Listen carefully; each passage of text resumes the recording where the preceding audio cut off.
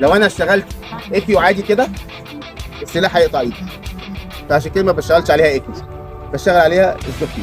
فبشتغلها ازاي؟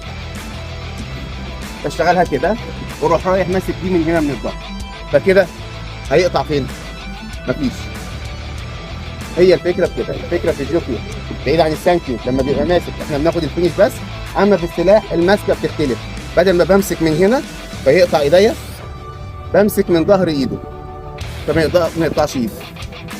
فيها شكلين، ان انا اقوم جاي بالشكل ده كده دايركت واقوم ماسك دي اعمل اديني هنا وكده بالشكل ده على طول عشان ابقى السلاح حاميني واشتغل معاه كده. طب انا عايز اخد منه السلاح اعمل ايه؟ اجي هنا اقوم حاطط ظهر ايده كده، بص السلاح ساب، احط السلاح عندي انا مش عنده هو واسيبه ويقوم ياخده بايده الثانيه يعني.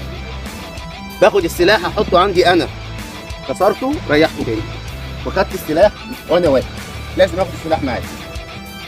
وهو هنا يا اما ادخل كده لو انا الحق التكنيك اقوم داخل زحفه وزحفه بميل، مش زحفه تحت السلاح، زحفه بميل بحيث ان السلاح لو نزل ينزل في الفاضي. فانا هنا وقفت ايده اتني ماسك من ظهر ايده بالشكل ده واشتغل زي الايكيو بالظبط، 1 2 عادي جدا وانزل. بس بدل ما في الايكيو بفنش كده لا بفنش كده، اخد السلاح جنبي انا واخد السلاح معايا وانا طالع.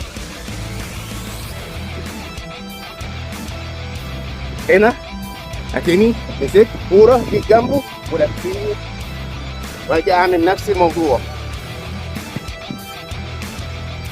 واخد السلاح بتاعي.